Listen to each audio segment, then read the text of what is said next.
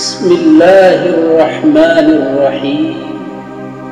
Qul huwallahu ahad, Allahus samad, lam yalid wa lam yulad wa lam yakul lahu kufuwan ahad.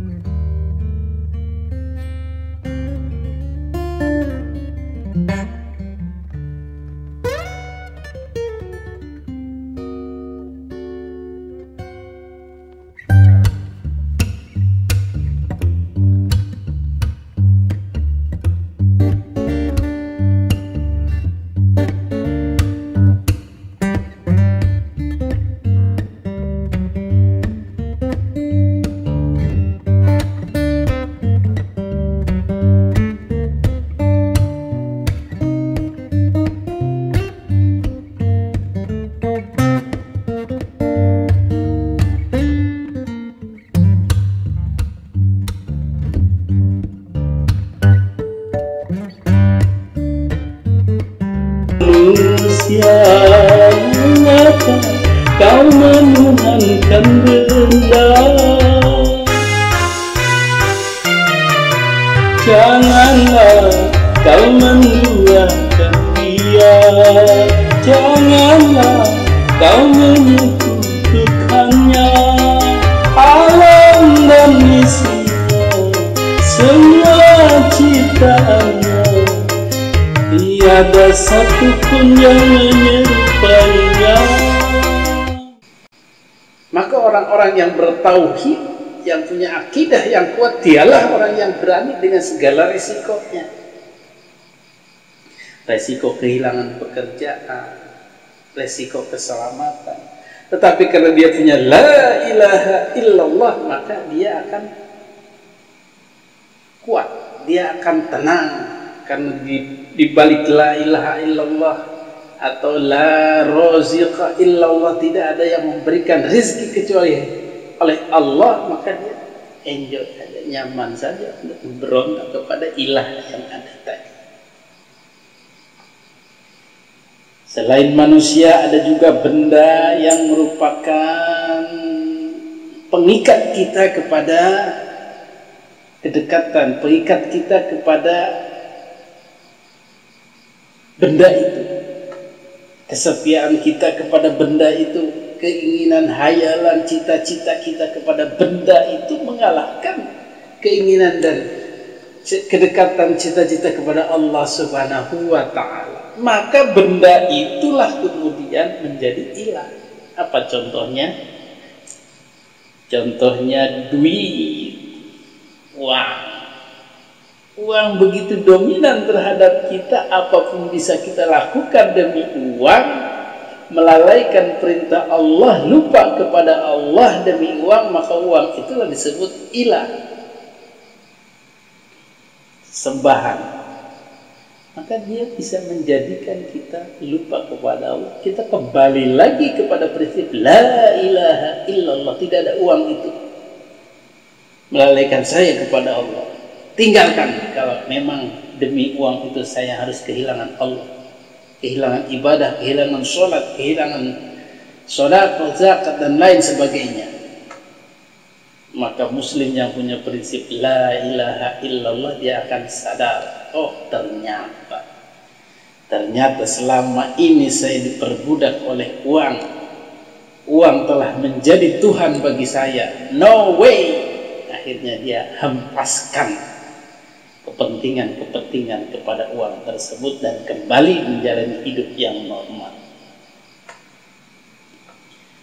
Apalagi yang membuat kita lupa kepada Allah selain uang? Misalnya juga wanita. Masya Allah, perempuan ini dikejar, dicari, dikorbankan apa yang kita punya demi mendapatkan perempuan, demi bersenang-senang dengan perempuan, lupa kepada Allah. lupa kepada halal haram, lupa kepada zikir kepada Allah, maka dengan seketika perempuan inilah kemudian menjadi ilah. Betul?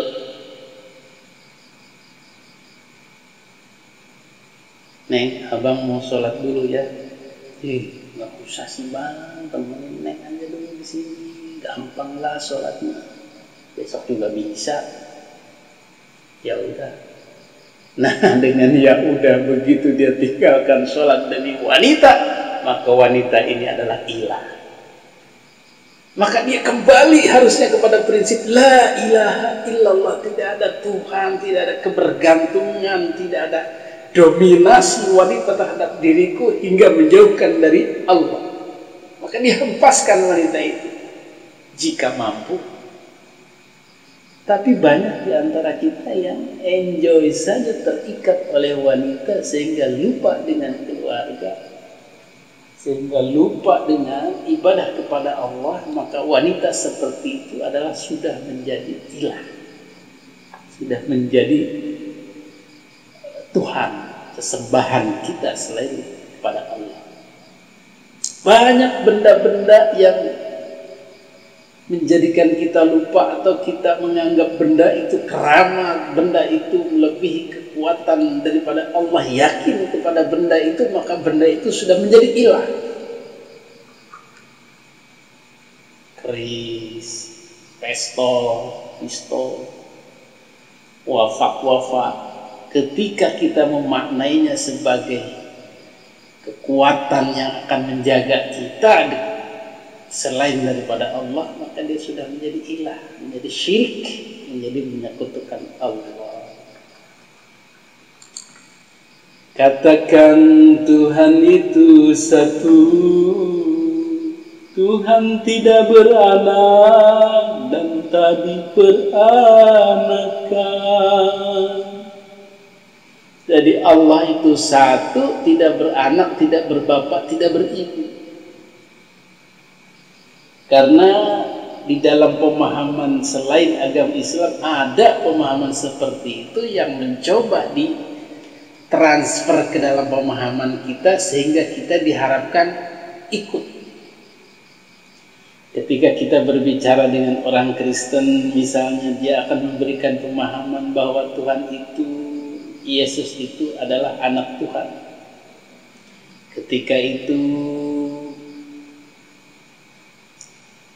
ibunya yaitu Siti Maryam hamil tanpa bapak, maka dalam pandangan Kristen bapaknya itulah Tuhan, Allah.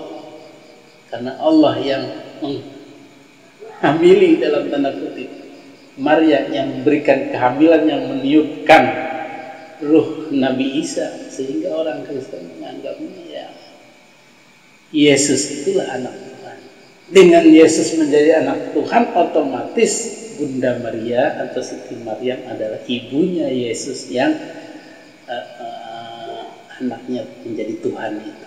Jadi ada trinitas dalam Kristen. Silahkan saja dalam pandangan Kristen, tetapi dalam pandangan Islam bersih.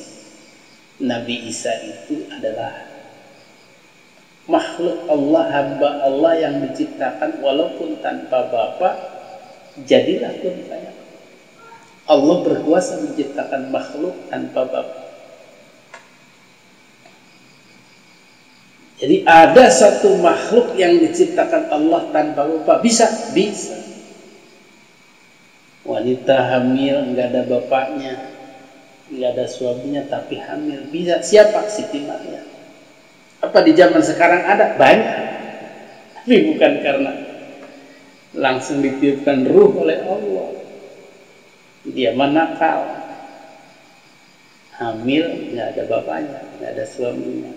Bukan kayak Siti Maryam. Itu mah wanitanya aja yang nakal. Banyak di antara kita yang begitu. Allah berkehendak menciptakan manusia tanpa bapak. La ilaha illallah, tiada Tuhan selain Allah. La ilaha illallah, tiada Tuhan selain Allah. La ilaha mawjudun illallah, la ilaha ma'bud al-ma'bud illallah. Inilah dakwah utama yang disampaikan oleh Rasulullah. 13 tahun Rasulullah dakwah di kota Mekah hanya untuk menyampaikan kalimat la ilaha illallah. Tetapi bagaimana hasilnya? Orang-orang Mekah yang tidak berperadaban, yang tidak berperi kemanusiaan, yang tidak punya tata krama, yang tidak bertuhan dan lain sebagainya, yang menyembah kemusyrikan-kemusyrikan, habis oleh la ilaha illallah, menjadi paham dengan la ilaha illallah, kemudian mempunyai akidah yang kuat sehingga berkembanglah Islam secara kuat di Mekah. Itulah dakwah utama daripada Rasulullah sallallahu alaihi wasallam. Limadza ta'budun nas? Limadza, kenapa ta'budun nas, menyembah kamu an-nasa, kepada manusia? Mengapa kau tuhankan manusia? Mengapa engkau begitu takutnya kepada manusia? Mengapa engkau begitu takutnya kepada atasanmu? Mengapa engkau begitu takutnya kepada bos? Mengapa engkau begitu takutnya pada jaringan-jaringan mafia di sekitarmu? Jika kamu punya iman yang kuat, punya la ilaha illallah yang kuat, nonsen, tidak ada ketakutan itu. Yakin kepada Allah. Jangan menyembah kepada manusia, jangan bergantung kepada manusia, jangan mau didominasi oleh manusia tertentu. Lepaskan itu semua. Penuhi hati ini dengan keberanian la ilaha illallah. Allah. Gak usah bergantung kepada manusia, gak usah takut dengan manusia-manusia itu. Allah yang menjaga kita. Allah yang seharusnya kita sembah, kita takuti lebih daripada ketakutan kita kepada si orang itu. Misalnya nanti kita tahu, nanti dibuat sengsara oleh dia. Allah yang maha kaya, Allah yang maha memberi rezeki, Allah yang maha menolong. Begitulah kalau orang sudah punya kekuatan la ilaha illallah, hidupnya tidak didominasi, tidak dikungkung oleh manusia lainnya. Mengapa kau menuhankan benda? Limadza ta'budul asya? Kenapa kamu menyembah barang-barang atau benda-benda keris, uang, jabatan dan lain sebagainya, sehingga kamu begitu inginnya, begitu takutnya dengan benda-benda itu? Jangan, kata Bang Haji, la taj'al lahu ilahan akhar. Janganlah kau menduakan dia. La taj'al lahu ilahan akhar. Janganlah jadikan bagi Allah itu Tuhan yang lain yang kamu sembah secara diam-diam atau secara tidak sadar kamu menyembah dia. Salat mah iya, memang badannya sholat Allah, tetapi di balik itu dia tidak bisa lepas dari namanya uang, tidak bisa lepas dari namanya wanita, sehingga ketika ada keperluan, ketika ada kepentingan, yang didahulukan adalah uang. Maka itulah ilahan akhar, ada sesembahan, ada pendominasi, ada kekuatan selain Allah. Jadi ada Tuhan yang lain selain Allah. Allah cemburu, nggak mau Allah seperti itu.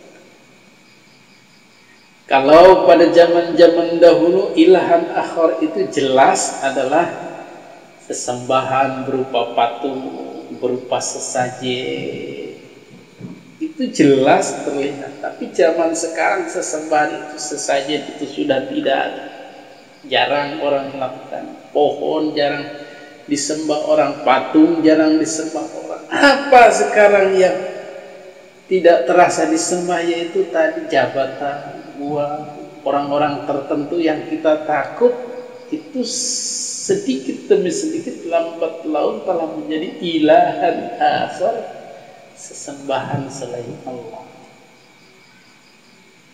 Jadi Allah tidak mau la tusyrik bihi syai'a, janganlah kau menyekutukannya.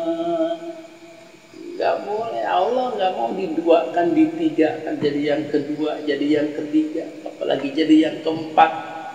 Ibu aja gak mau jadi yang kedua, betul? Jadi yang ketiga, apalagi jadi yang keempat, apalagi, Masya Allah. Allah pun tidak mau dijadikan kedua, ketiga, keempat atau prioritas terakhir. Alam dan isinya, semua ciptaannya, tiada satu pun yang menyerupainya. Ad-dunya wa ma fiha, dunia dunia wa ma fiha, dan apa-apa fiha di dalam dunia, kullun khalaqaha, maka semua itu Allah yang menciptakannya. Walam yakul lahu kufuwan ahad, tiada satu pun yang menyerupainya. Hati-hati, sudah ada paham sekarang meyakini bahwa Allah mempunyai rupa, Allah mempunyai bentuk, Allah mempunyai tangan, Allah mempunyai mata seperti manusia. Allah duduk di singgasana, di kursi, Allah ada di atas. Itu kan manusia, itu penampakan manusia. Allah tidak serupa dengan manusia, tidak terbersit dalam pikiran manusia. Wala ainun ra'at, wala ainun ra'at, wala udhunun sami'at, wala khatara fil qalb. Tidak ada Allah itu pernah dilihat oleh manusia, pernah didengar suaranya oleh manusia, atau pernah dihayalkan penampakannya oleh manusia. Tidak ada. Karena keterbatasan manusia tadi tidak bisa menjangkau Allah itu seperti apa, ya udah, tidak usah dihayal-hayalkan. La ilaha illallah, tiada Tuhan selain Allah. Ada yang nyinyir kepada Haji Roma Irama, ini kenapa katanya ayat Allah dibuat nyanyian, Al-Quran dibuat nyanyian. La ilaha illallah adalah kalimat thayyibah, ia bisa ada di dalam Al-Quran, ia bisa ada di dalam zikir, dimanapun dia ada, bisa dizikirkan, bisa dibacakan. La ilaha illallah di sini adalah kalimat thayyibah, dimasukkan dalam syair, didendangkan atau dibacakan, dizikirkan, itu berpahala, itu baik. Karena tadi itu dengan syair ini banyak diantaranya orang mendapatkan hidayah. Dengan syair ini banyak diantaranya orang tauhidnya menjadi kuat. Yang tadinya bakal percaya dengan Allah punya anak, Allah punya ibu, Allah punya bapak, menjadi runtuh, menjadi hilang keyakinannya. Yang tadinya tunduk, takluk, takut kepada benda-benda atau orang-orang tertentu atau jabatan atau uang atau wanita, dengan adanya keyakinan la ilaha illallah menjadi tidak takut lagi. Itu kan bagus untuk tauhid, untuk akidah, juga bagus untuk keyakinan diri, untuk kepercayaan diri dan untuk keberanian. Maka bertahun-tahun Islam dominasi, Eropa mendominasi negara-negara lain atau peradaban lain dengan la ilaha illallah ini, karena bantuan dari Allah dan juga karena perasaan tidak ada takut tadi. Tentunya kalau kita pergunakan jalan yang baik, insya Allah akan menjadikan power bagi kita untuk bisa bertindak dengan penuh keberanian dan berani. Demikian pembahasan lagu dari kita, mudah-mudahan bermanfaat dan mudah-mudahan Allah jadikan akidah kita ini semakin kuat dan kuat dan kuat, tidak tergoyahkan oleh barang-barang yang sudah disebutkan tadi itu sebagai ilahan akhir, sebagai ilah, sebagai sesembahan, sebagai orang atau benda yang ditakuti, benda yang dominasi kehidupan kita. Mudah-mudahan kita dihindarkan dari yang seperti itu. Tujuan kita hanya satu, Allah Subhanahu wa ta'ala. Demikian yang bisa saya sampaikan. Wallahu muwaffiq ila aqwamit thoriq. Assalamualaikum warahmatullahi wabarakatuh.